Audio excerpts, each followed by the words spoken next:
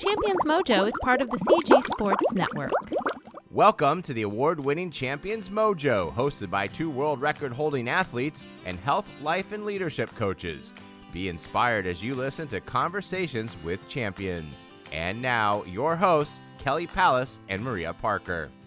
Hello, friends. Welcome to the Champions Mojo podcast. And as usual, I am co-hosting with Maria Parker. Hey, Maria.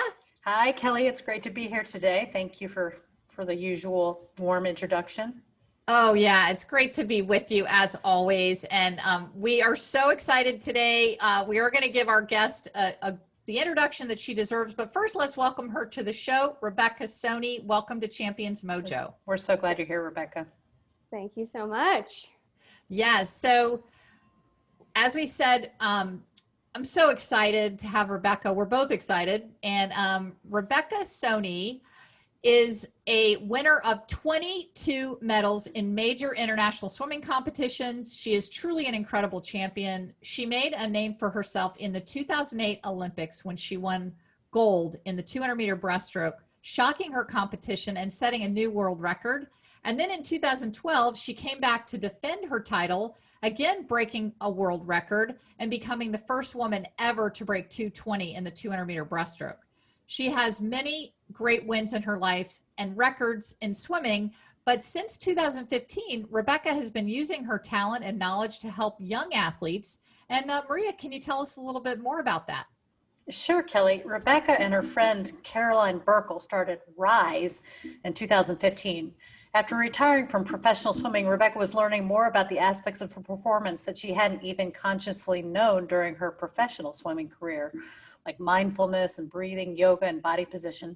She wanted to share this with young athletes. Through RISE, Rebecca and Caroline, along with a team of elite athletes, are mentoring and training the next generation of young athletes, working with them one-on-one to discover their power in sport and life.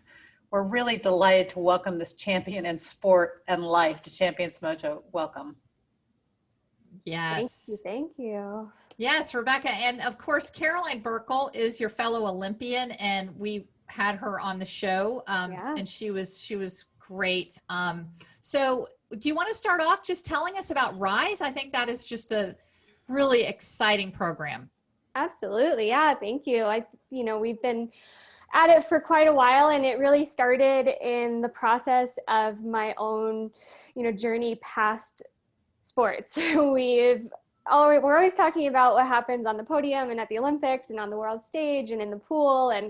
And there was this whole period after that where things just felt a lot more difficult, which, athletes are speaking more and more to the process of retiring and transition. And it was really in that period of time that I was just seeking anything that could be helpful to that process for my own self. And in the process, I was connecting with Caroline a lot. We were supporting each other at the time and sharing things we were learning and really connecting on each other's experience and in a way helping each other, mentoring each other through that. And over time, really started to realize that, hey, we're learning some really fascinating stuff to help us through this transition, things that would actually be really helpful to young athletes. And to backtrack a little bit further, in this time period, I was doing a lot of different things. I was, learning to be a Pilates instructor because that was really helpful in my body's recovery, and I really loved it. That didn't really go too far, but I enjoyed the process. And I was also taking a course in positive psychology, really learning a lot about just, that whole field where we can look into what's going right and move in that direction rather than traditional psychology of looking for what's wrong and fixing that. And in the positive psychology course, I started to really connect how powerful this is for youth athletes, or how I wish I had had this during my career, and really starting to focus on what became our focus of mindset development, which is a big focus within RISE. We speak to all sorts of things from the breath work, the body awareness, but a lot of it comes back to mindset, confidence, just understanding a little bit more about your own self. Who am I? Who is the athlete, the person beneath the athlete, right? Like I know when I left swimming, I had this big searching for who is Rebecca, not Rebecca, the athlete, the swimmer, who like, you know, I can walk on a pool deck and still I have this surge of confidence. Like I know what I'm doing. I feel comfortable here. But there's so many other times when I don't have that, but I can build it, I can develop it. So, you know, with connecting with Caroline on these things, we really just saw that as much as we can go and teach swim lessons or swim clinics and connect with kids that way, that's not the juice. That's not like the real deep, powerful work that I think both of us really craved in our retirement phase of our careers and wanted to create. And so we just jumped in with a couple of young athletes. Some I'm still working with weekly today, 5 years later. They're going off to college at this point. I started, you know, seeing them when they were really young, and so it's a really rewarding relationship, but over time we started to realize how healing it was for us as well, and how much of an opportunity it was for athletes going through either, you know, the peaks of their career when they need additional, you know, support, maybe financial support to get them to the competitions, and, you know, sponsorships are great. I feel really lucky with what I had, but there's a lot of athletes that don't have those opportunities and really can utilize the support.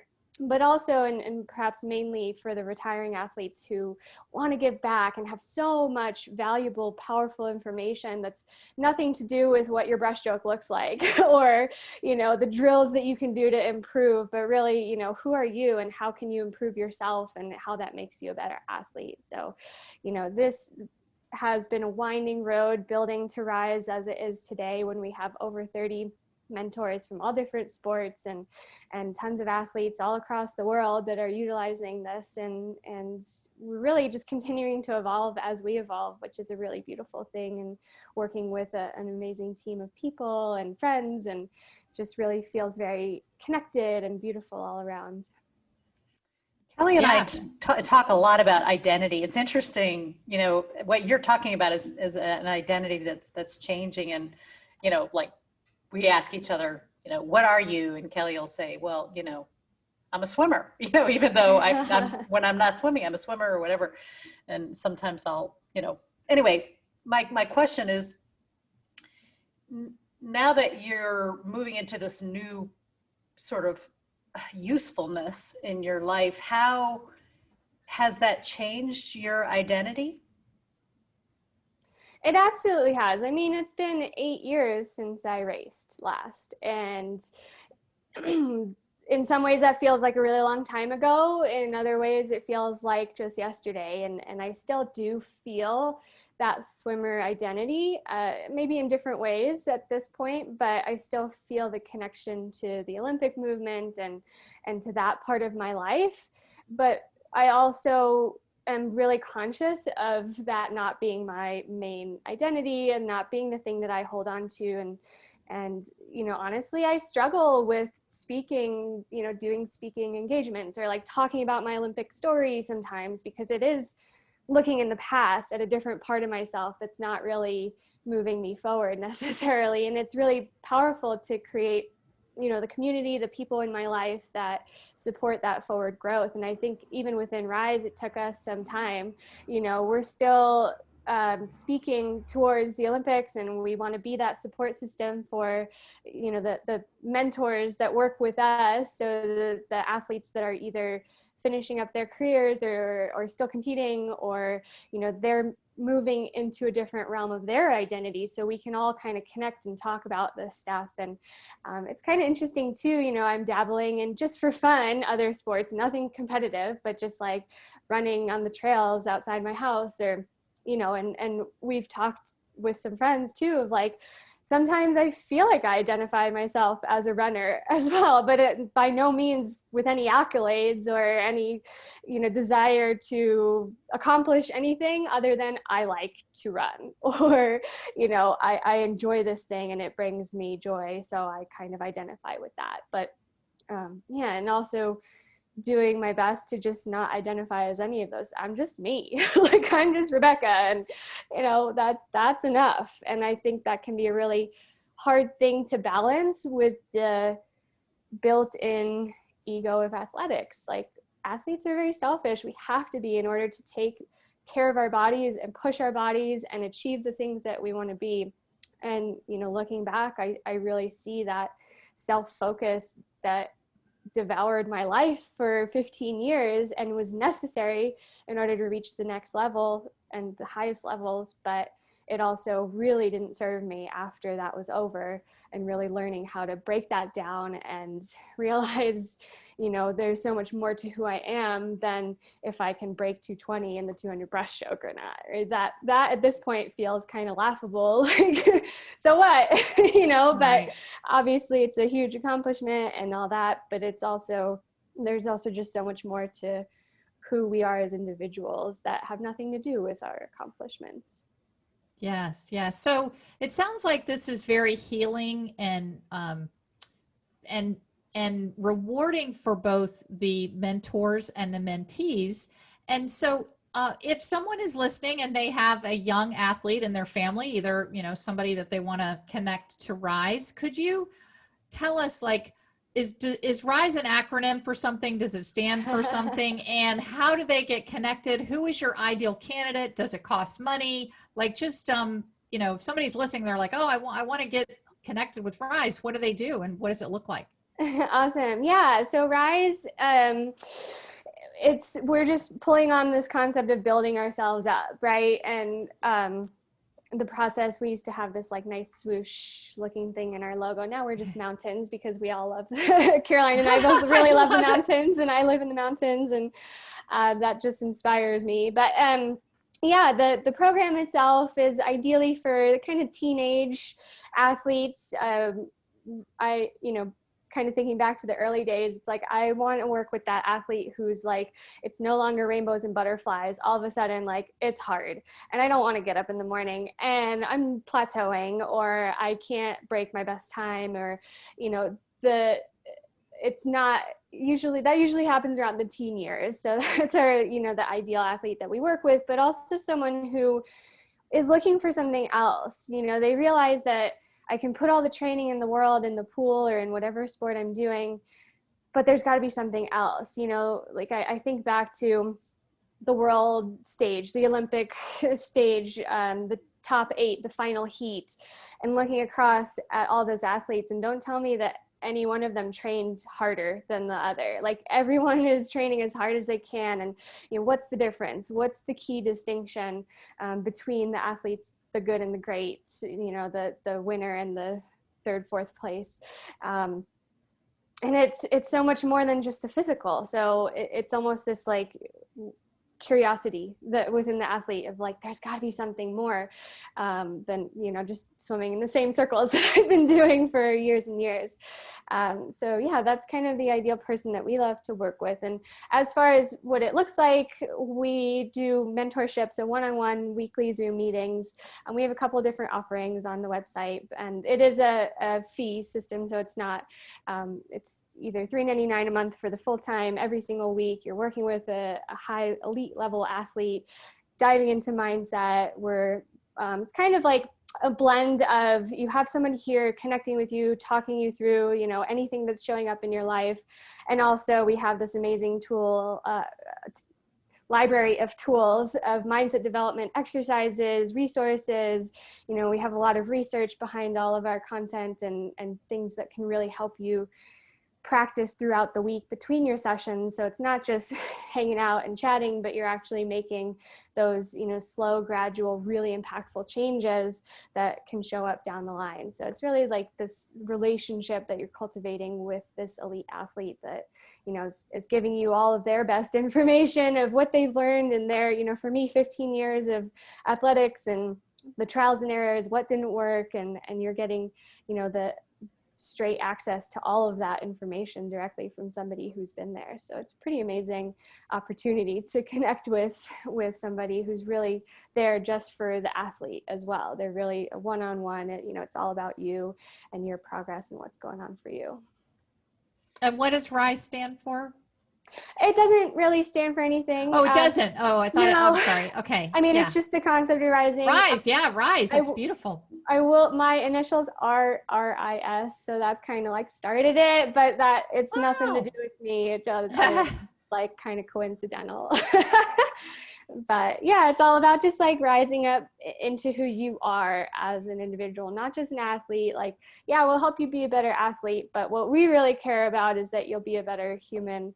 You'll be happier, and we have all the metrics and, research backed stuff to show that the athletes in our system are really improving all around. It's not just, yes, their times are getting faster, they feel more confident, but also, their relationships are improving and they have more awareness and mindfulness and really cool stuff that we're able to see across long-term, process with these athletes. I love the concept. I mean, when you talked about ego, I've been thinking about my own ego. And Caroline Burkles said something that has stuck with us, that keeps coming back. You are not what you produce.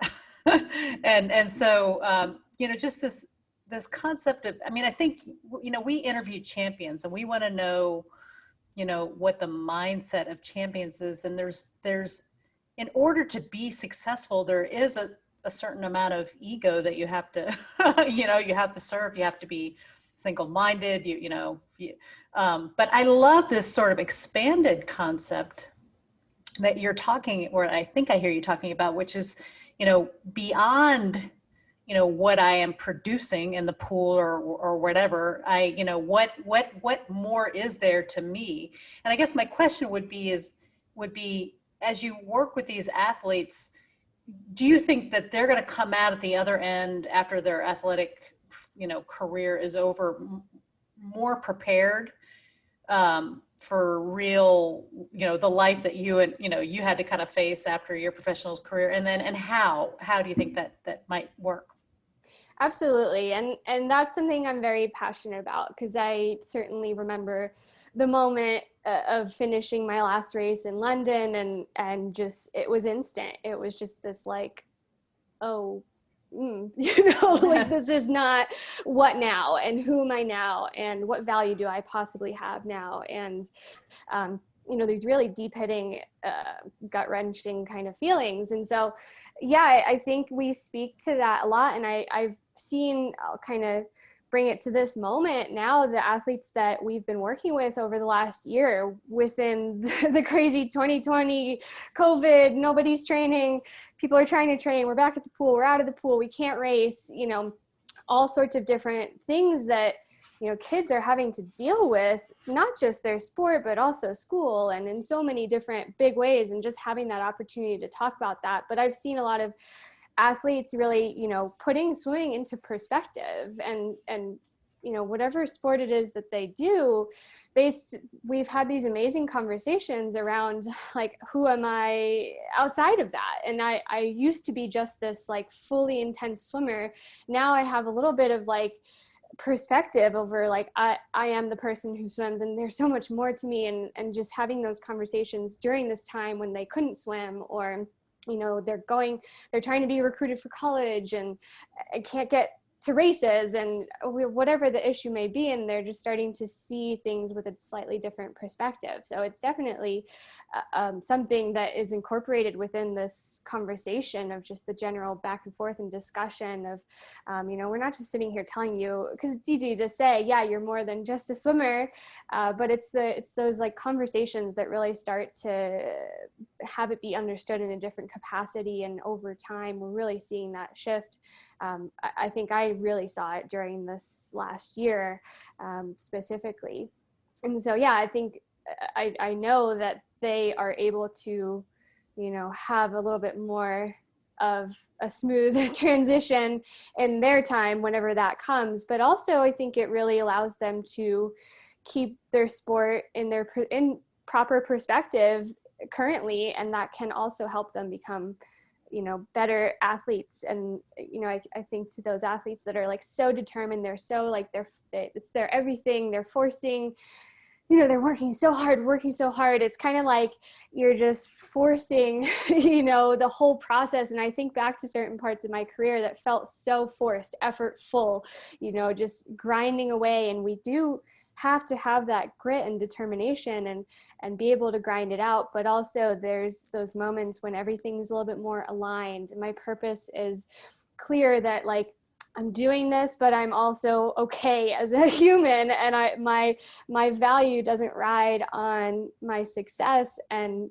I mean, maybe a little bit, but I also have other metrics for success, and doing so, the effortful becomes this like flow and becomes much more smooth, and we're able to, it's kind of like you swim a race, you do poorly, you could get out and like be really upset and like really hard on yourself, or just be like, I'm going to be better next time, and I know what I'm going to do, and just like flow right into it. So it's this shift from like all effort forcing, you're fighting the water, you're just like plowing through, versus just like floating through and being able to go a lot farther, in that capacity. At least that's how I see it. So is this something that you've honed over? Like, were there times, and when were there times, and description of like, has this always been a little seed, a kernel in Rebecca throughout to be this kind of, human being versus a human doing, and, like the forceful effort versus the flow? Did you find that during your career, were there times that you were in flow versus times that you were really forcing it, and you felt that? Can you like talk about some of those things? Yeah. And I certainly didn't have quite the perspective that I have now in the moment, but I certainly had experiences, long periods of time when I felt extremely like forceful and overdoing it, and it wasn't quite lining up because of that extreme effort. And so I guess, let's see, a couple examples that came to mind. You can even look at it in a really zoomed in perspective, like one race in particular. Actually, my last individual race, the under 220, the 200 breaststroke at London finals. And it was, a day when the sixth day of competition in London, and the exhaustion hit, and my body felt wrecked. And I just it was the one day that it all started to feel really bad. And I felt like, couldn't even get up to, I was like, get through warm-ups, like trying to get my body to move in the proper way. And I just felt so much effort, but to no reward. It just felt like the struggle got harder and harder and harder the more that I pushed. And there was this moment, right on the blocks, and a lot of panic that led up to the blocks, because I felt horrible. It's my last, I knew it was my last individual race. I knew it was my last Olympics. Like, this is my last chance. This is the finals of my best event. And in some ways my entire career led to this moment, and here I am, and I feel horrible. I just feel like horrible. Right.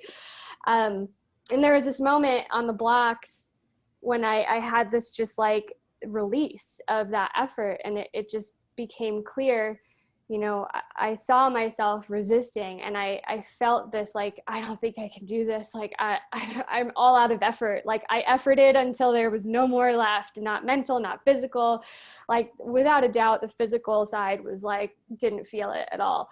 But I did notice the mental side and realize I do have control over that. And I was kind of copping out by just like keep forcing and keep plowing, and like if it fails, like at least I tried, that kind of thing.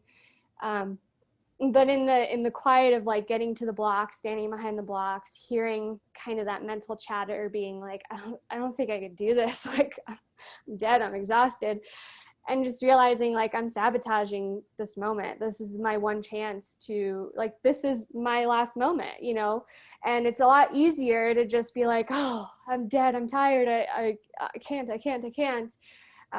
But I just let that go and just yeah, I can. And it was this huge release, like my shivering body just okay. And, I just let go of that battle, the force, the effort, the mental, endless heaviness, the burden. And it just suddenly became so light. Don't know how I had the tools for that. It just kind of happened. And by noticing, by realizing how I was speaking to myself, and I could feel it in my body just talking about it, like I'm getting tense, feeling that feeling. And then just choosing to let it go. And I cannot tell you how I swam faster that night. I cannot tell you, looking at the splits, it doesn't make sense.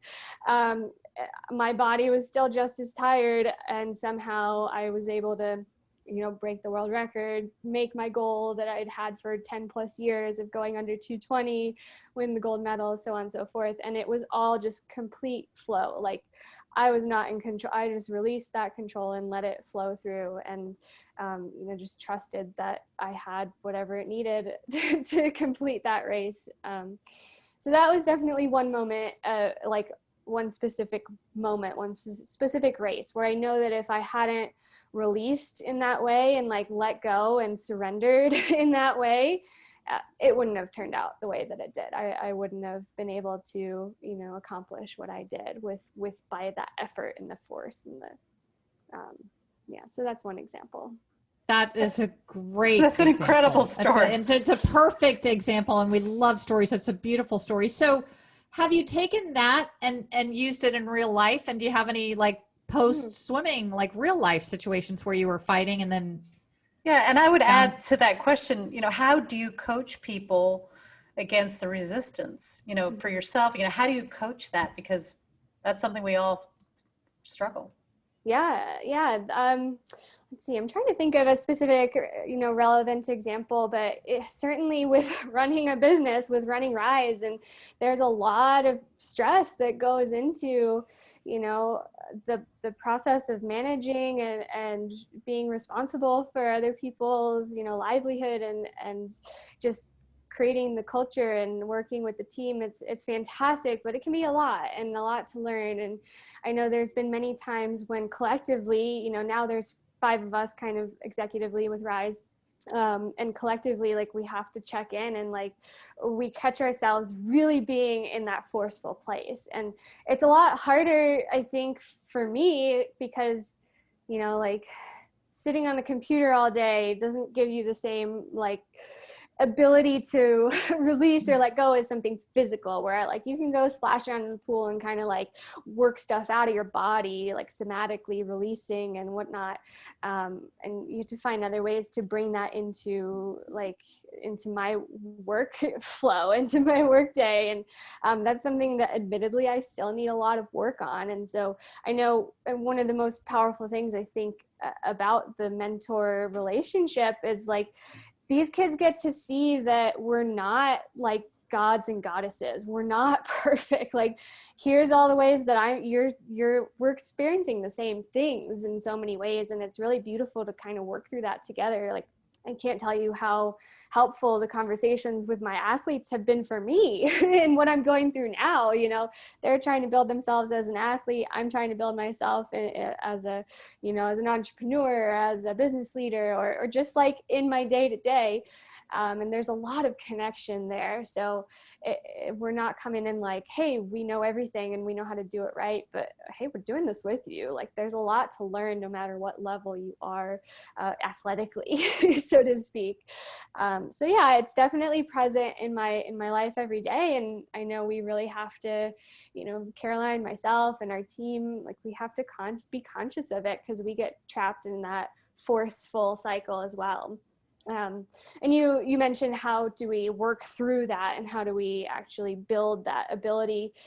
There's different ways that we can practice, and a lot of, the concept of letting go. It's, the biggest meditative process of just sit on your meditation and focus on your breath. And when you shift, come back. When you notice yourself wandering, come back. There's so many times, I've loved yoga, and I've been practicing for many, many years. And there's been a lot of moments on the yoga mat where I notice my mind wandering, and there's just like, you can connect what my mind is doing to how tense my body feels, and how, being able to play with bringing it back, like noticing what's bugging me, letting it go, like releasing. So we do a lot of different things, from like journaling, noticing what you're holding on to. I'm a big fan of journaling in the sense of just like getting stuff out of my mind. I don't journal to like sound pretty or ever read it again.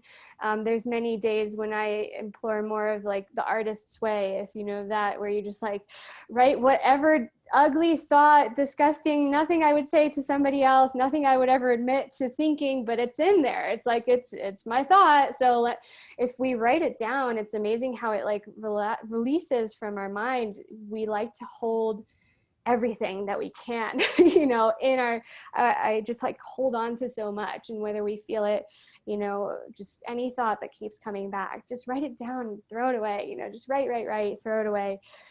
So getting it out in that way, in a more like, you know, creative mental way, or physically, somatically, like practicing moments of like releasing from my body. I feel the tension in my shoulders. So can I take like 10 minutes before my next meeting to really just like shake it out? I should get back to this, but I used to have these breaks in my day when I would just like go do handstands, just flip upside down, get the blood flowing in the other direction, like physically just releasing stuff. And you know, it's these little things that are so simple. Most of what we do are simple things. It's just a matter of doing them and recognizing, noticing when you need to employ the tools that you already have. Yeah. That's amazing. Fantastic. That's terrific Yes, stuff. great advice. Great advice. So obviously running a business is a challenge. Maybe some would even call it an obstacle. Have you had any major obstacles in your life? Like what would be the biggest one that you've overcome? It could be swimming, it could be post swimming, but just like. Yeah, the two that stand out, we've already talked a lot about the transition time, but that was a huge, really challenging time, and one that, you know, the best way through it was connection with others that have gone through it, and just connecting with people that make me feel, you know, like family, you know, the people that love me and support me and whatnot. So that was certainly a huge obstacle, and we've spoken to that a lot. I think, you know, during my swimming career, a big obstacle was more physical, was the heart condition that I had, you know, my entire life, and really became a bigger issue as I started to, you know, moved into college and training outside, the heat, the dehydration, you know, stuff like that really affected the heart condition. So I kind of pushed through it again, forced my way through it, dealt with it until I couldn't anymore, and was able to get you know, the heart procedure to fix it, so it was no longer an issue. And this was, I believe, 2006. So and really the time after that, when I had to relearn how to push myself physically, like in a good way, because for so long, you know, for a good maybe 6 months, if I pushed myself, my heart would go past like the trigger point. My heart rate would jump to, I think the highest I counted was 400 beats per minute. Wasn't circulating blood into my body. It was just going back and forth in my heart because of this condition. And you know, you can't swim without blood circulation. So I'd have to get out and sit on the side of the pool. And this happened every day. Like my freshman year at USC, I was just like, I gotta get out again. And just like the feeling in my body of just like, it was like lactic acid through the roof, like couldn't move for the rest of the day. And yeah, so I developed a fear of pushing myself physically, and had to really undo that. And took a good year or so to really learn how to work hard and practice again, and do so in alignment with my body, rather than just like blindly pushing through, but really tapping into like, what does my body need? How am I feeling today? Like knowing that line where pushing myself past is, you know, there is a place where I should not push myself past. And how can I continue to challenge my body in the water and keep moving in the right direction, but trusting that I know when to back off. And it's not just because I want to. Want has no place here, but it's really being in tune with the body and knowing where that line is. So your obstacle of, we did talk how hard it was to transition out of swimming, but can you detail like what did it look like? Were you depressed? Were you anxious? Were you withdrawn? Were you sad? I mean, what were your exact feelings that caused you to need to connect to others and felt like this was the big obstacle?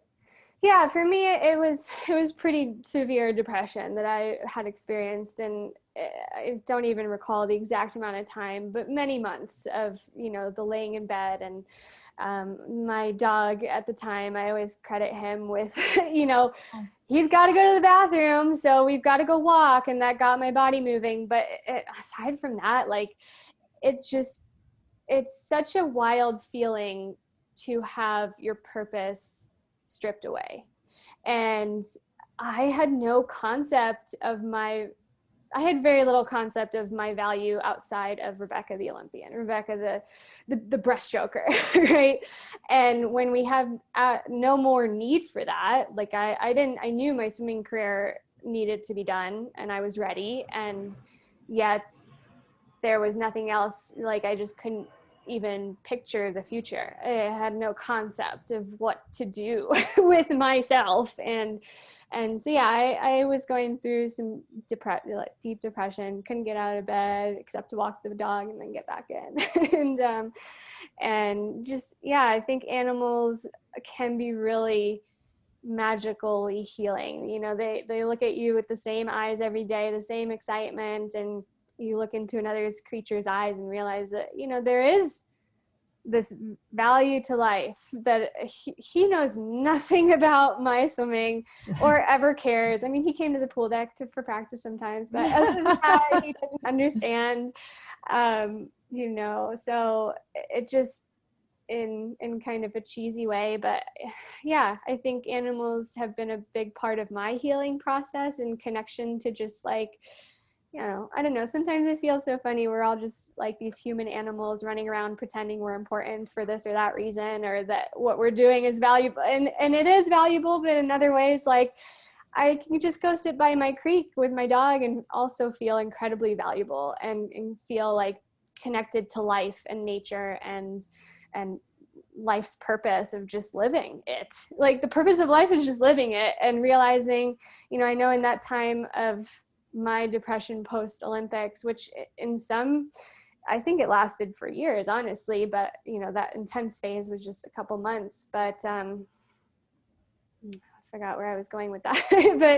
but yeah, just really realizing I kind of set up a system, like, if my dog is happy, I did a good job today. I love it. I took him for a walk. He's tired. I achieved my objective.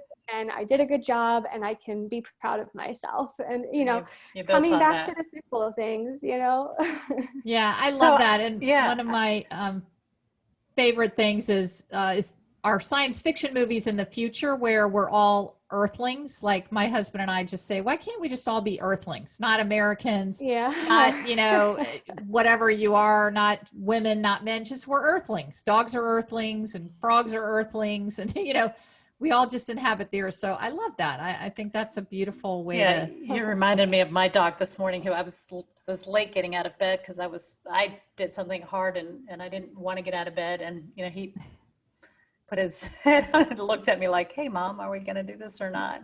But I love the stories about transitioning. I think almost every person can relate to a difficult transition.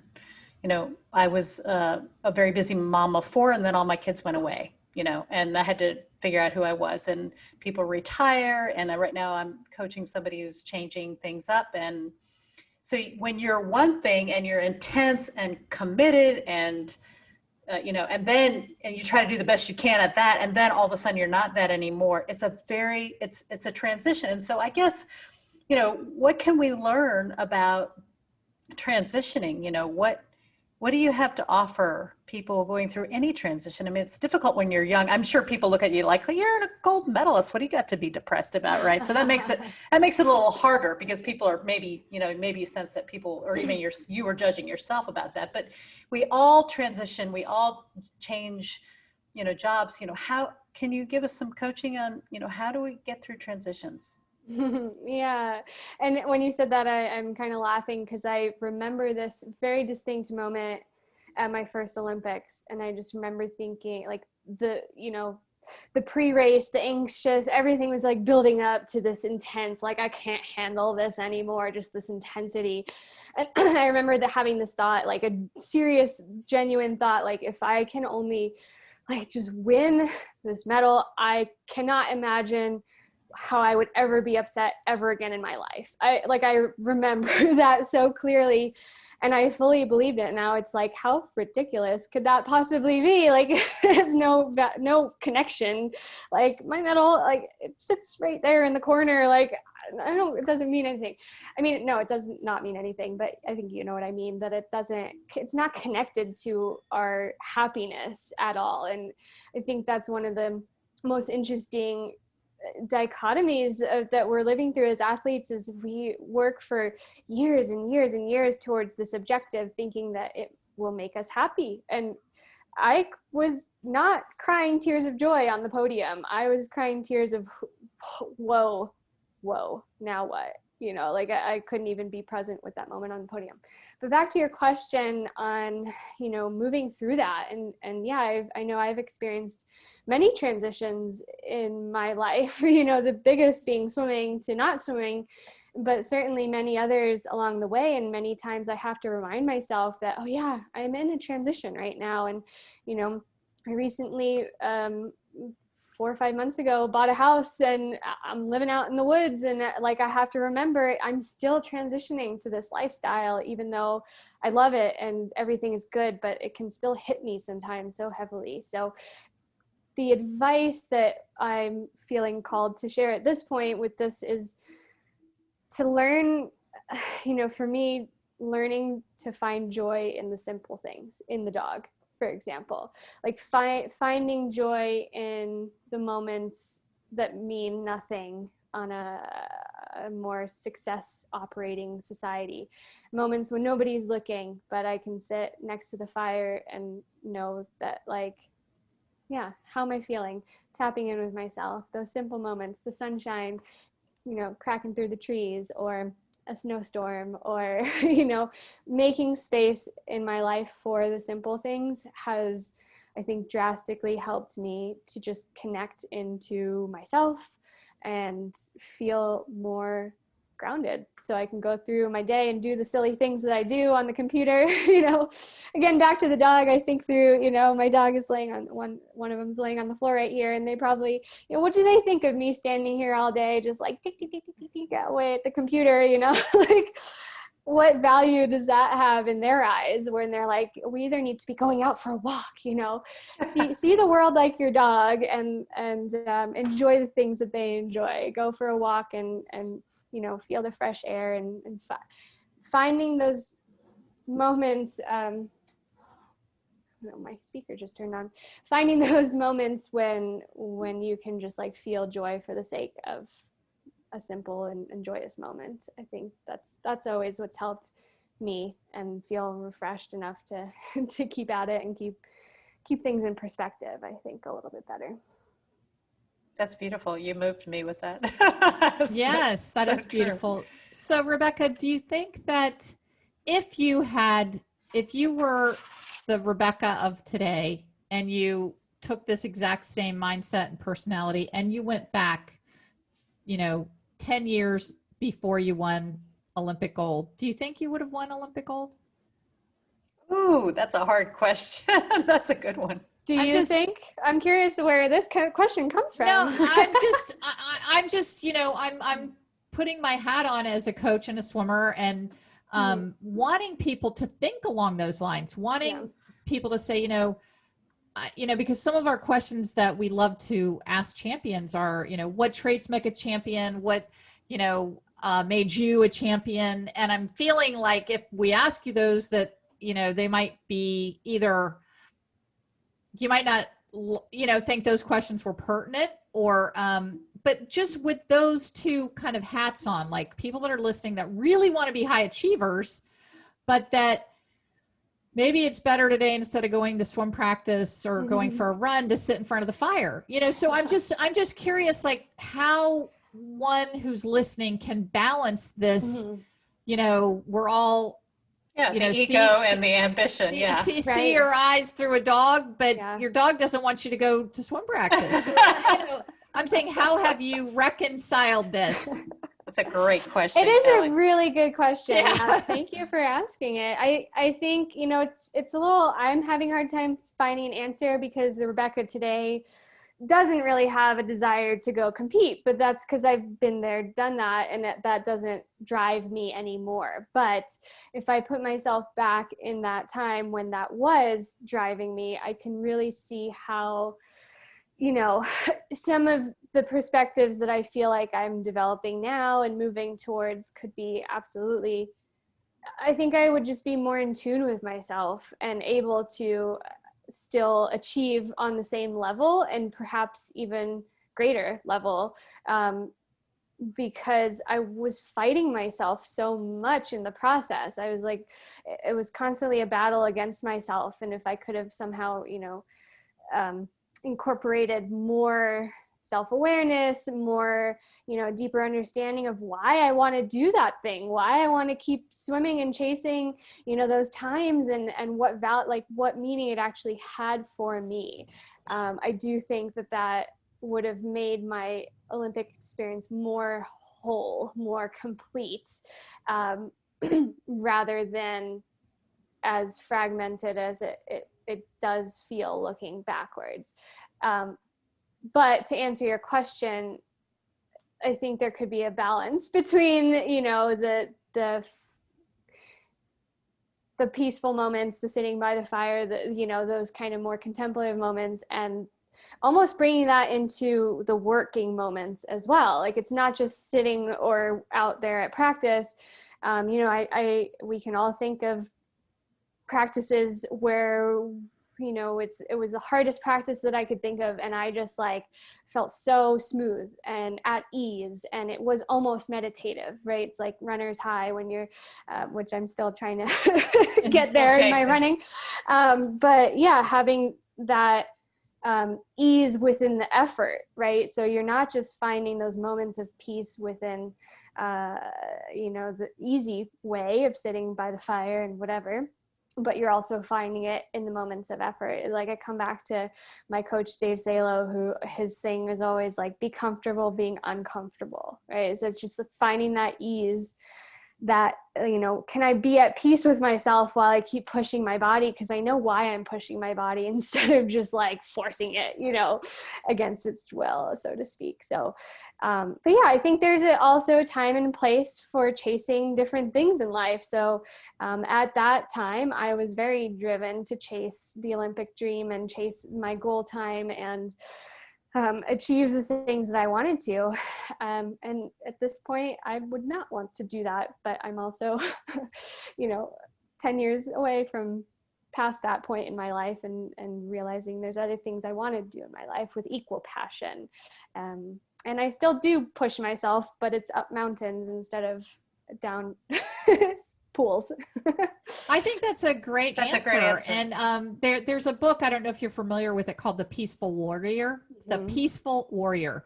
And it's about that. It's about finding that sweet spot between being competitive and, hitting your ambitious goals and things. So I think that's what I hear Rise to be, something where you are going to help people achieve their goals, but within flow, within, feeling good. So I think that was a great answer. I also would, we're a little bit older than you. You're younger than, I guess you're exactly the age of my second daughter, but I've always told my kids this: you live a long life. Most of us get to live a long life, and we get to be different people in different phases of our lives. Mm-hmm. So it's cool to think about being totally, egocentric and really chasing this dream with ambition and drive, but knowing that someday out there's going to be a different you that's going to want different things, that's going to create different things. And so, that would be, if I were coaching somebody, I'd be saying, the transitions are hard, but there's time for everything. So when you get bored or tired of whatever you were, you lose your job or your kids grow up, there's time to do completely different things. There is, and to chase different, objectives in my life, and hopefully I get to be a mother someday and can experience that being a purpose, and being a business leader, but also an athlete, and even within my own community of friends, like I love being the one to be like, hey, let's go ski up that mountain today, and like instigating that and having those objectives and those motives. And I also, through the transition process away from swimming and having it be a big part of our conversation at Rise within our mentor community, and just in general in the conversation of present day, I feel like it's a big conversation with the movies that are coming out, documentaries, and we're getting to know more of the lives behind the athletes, not just the media facing, but also their internal world. I as you were speaking, I was thinking, my goal is to like go out and achieve all those things, but when it's time to just like be an old lady and sit in my rocking chair, I'm gonna do so with so much joy and like peace in the moment of just like, I get to rock back and I get to rock forth, and I'm so happy with that.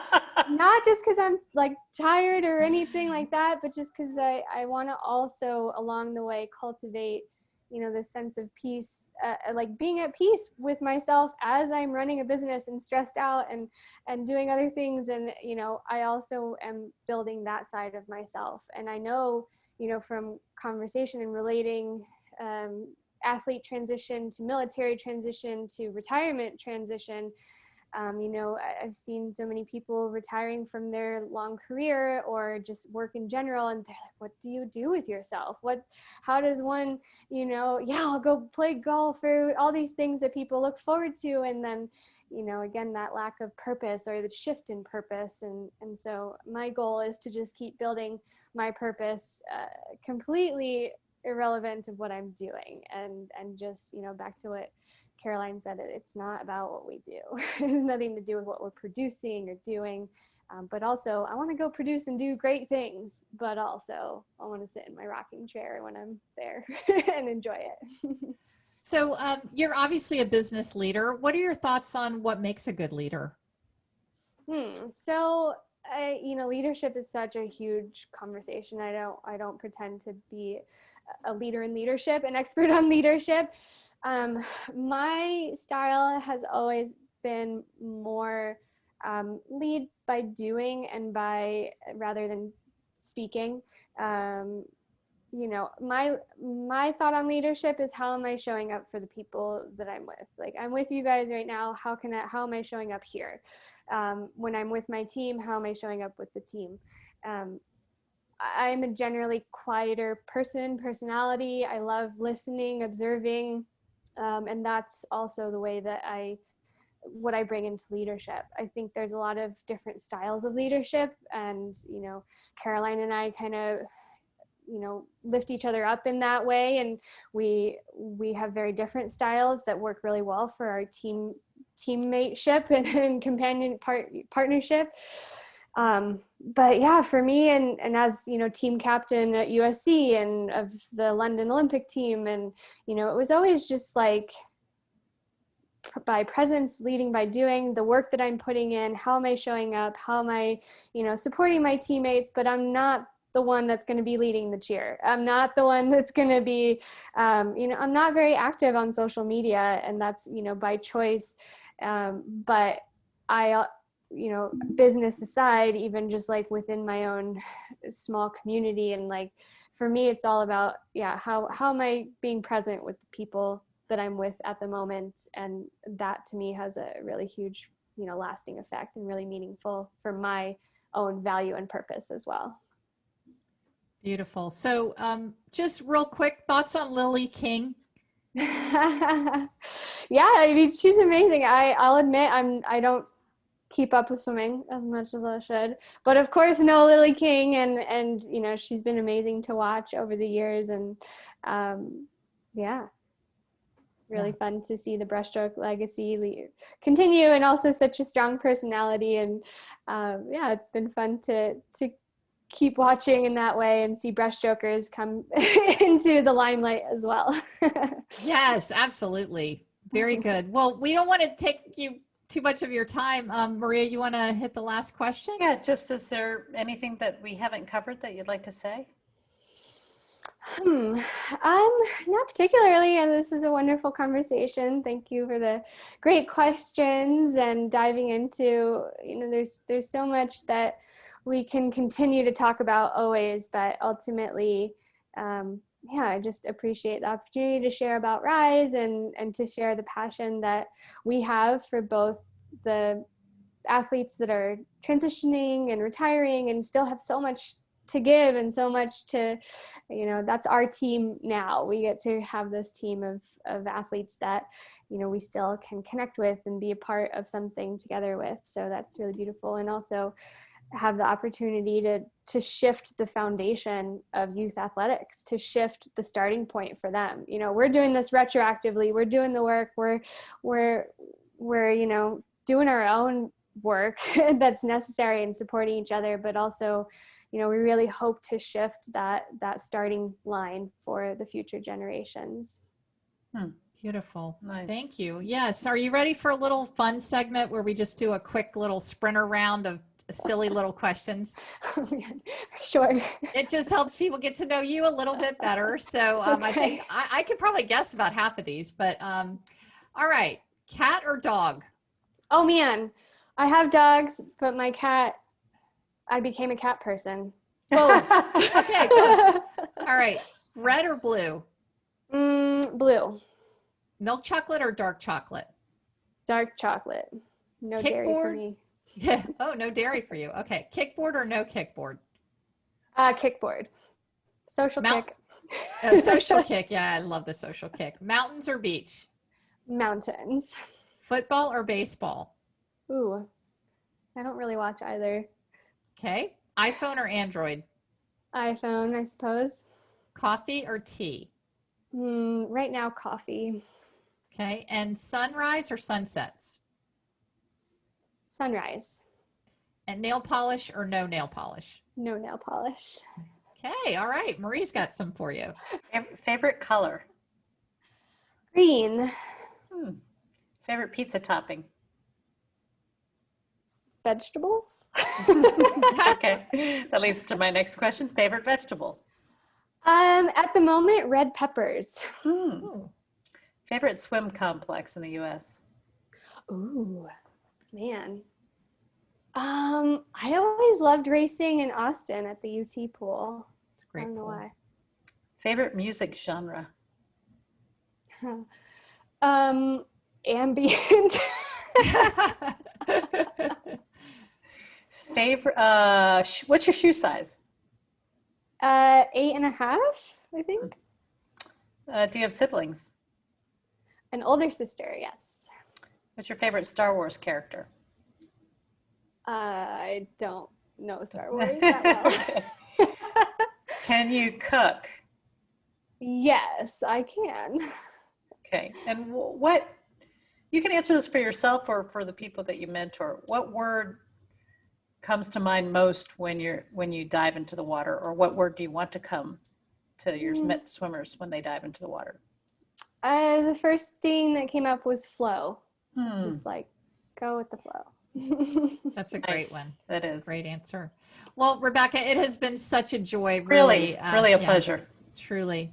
Yes. Thank you. Thank you so much for having me. Yeah, thank you. And great luck with Rise. We will definitely be watching and cheering for you. And it's just wonderful what you're doing. Yes. Thank you. Appreciate that. Bye-bye. It's now time for the takeaways. Maria, you and I have heard the takeaways are the best part of the show. That's right, Kelly, because the takeaways are curated information, which is what we give to our clients when we coach them. If you would like to take your performance to the next level in health, life, or leadership, go to our website and schedule your free 30-minute consultation. Yes, just click on our coaching page and book there. We're looking forward to bringing out the champion in you. And now, the takeaways. All right. So, Maria, Rebecca Soni, multiple Olympic champion, world record holder. What an wise woman. Wise and yes, so evolved and obviously worlds away from the Rebecca Soni from the Olympics, and in the best possible way, I think. Yeah, absolutely. I loved so much of what she had to say. And I love that she has created a new life for herself where she's giving back, to the community and trying to really help both athletes, elite athletes transitioning out of their sport, and youngsters, who need the mindset training coming up into the sport. So it's like the best of all worlds. Yes, yeah. The program that she's doing with Rise is Yes. fantastic. And there are a lot of takeaways, but Yes. we're going to just hit two. What was your very first one? Well, I guess, you really should listen to the whole thing because there's so much in there. But one of the things that she said that I loved was, we talked about transitions, and every human, if you're lucky and can live a long life, will go through transitions where you are no longer one thing and now you're something else. And one of the things she said that was a perfect little bit of wisdom was to remind yourself that you're in a transition, because transitions, even if they're good things, you're moving, you're having a baby, you're whatever, retiring, even if they're joyful things, they're transitions, and transitions are hard. And if you just give yourself grace, I think sometimes when we're transitioning, especially to something good, we can be really hard on ourselves. Like, why am I not happy? I'm married, or I have a baby, or I'm doing the thing I always loved. And what she said was, you just got to remind yourself that it's a transition, and give yourself grace, and know that you'll move through it, that transitions are hard. So I thought that was a great bit of advice. Yes, I think that was fantastic. And even, like a lot of post-Olympic champions, she had a depression period after, her swimming career ended. And that was a big transition for her. But like she said, it doesn't even have to be as big as the Olympics. You get married, you get divorced, you move. I know any little transition, I just love that. It's reminding yourself that you're in the transition. And then you can even extrapolate that to remind yourself when you're doing something hard, like, this is hard. That's right. It's okay to not be enjoying, this cavity that's being drilled. This is hard. And, just recognizing, I think that's also just great wisdom. Okay. Give us your first takeaway.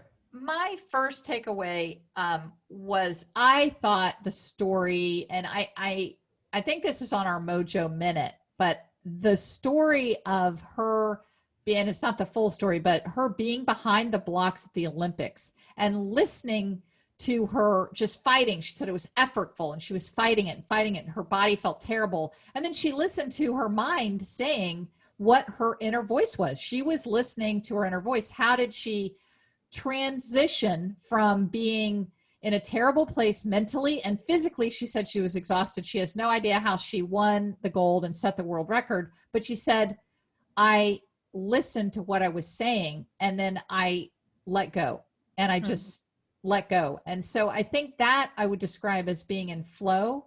And so my takeaway is, to get into flow, you've got to listen to your thoughts. Stop just forcing it and fighting something. And, that which you resist persists is one of my favorite sayings. Yes. So just kind of let go. And so that got her into flow. It got the negative voice in her head to go away because she recognized it. So that was my first one. Oh yeah, that's such a great one. And earlier in the show, she talked about even just writing stuff down, like when your head is just crazy, and just writing it down and throwing it away just to get it out of there. You can't do that behind the blocks, of course, but yeah, that's a great point. Resistance, a lot has been talked about it, but it's how do you move through resistance? You address it. You say, okay, this is it. Oh, that's wonderful. I love that takeaway.